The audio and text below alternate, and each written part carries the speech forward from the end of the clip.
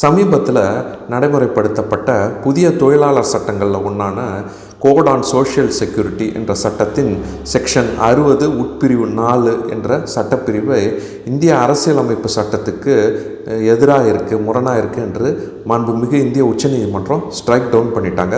அது ஏன்றதை பார்க்கலாம். ஒரு குழந்தையை பெற்றெடுத்த தாய்க்கு என்னென்ன உரிமைகள் இருக்கிறதோ, மகப்பேறு பலன்கள் கொடுக்கப்படுகிறதோ அது அத்தனையும் தத்தெடுத்த தாய்க்கு கொடுக்கப்பட வேண்டும். ஆனால் இந்த சட்ட பிரிவு என்ன சொல்லுதுன்னா, தத்தெடுத்த தாய்க்கு 3 மாதத்துக்குள்ளே இருக்கக்கூடிய குழந்தையை தத்தெடுத்தால் மட்டுமே அந்த மெட்டர்னிட்டி பெனிஃபிட்ஸ் என்று சொல்லக்கூடிய அந்த மகப்பேறு பலன்கள், இந்த விடுமுறை உள்ளிட்ட பலன்கள் கொடுக்கப்பட வேண்டும் அப்படின்னு சொல்கிறாங்க. அதனால் இந்த சட்டப்பிரிவு அரசியல் சாசன சட்டத்தின் முன் அனைவரும் சமம் என்ற அரசியல் சாசன சட்டத்துக்கு விரோதமாக இருப்பதனால அதை ஸ்ட்ரைக் டவுன் பண்ணிட்டாங்க. இந்த வழக்கின் தலைப்பு Amsanandini Nanduri vs union of India. போட்டித் தேர்வுக்கு படிப்பவர்கள் குறித்து வைத்துக் கொள்ளுங்கள்.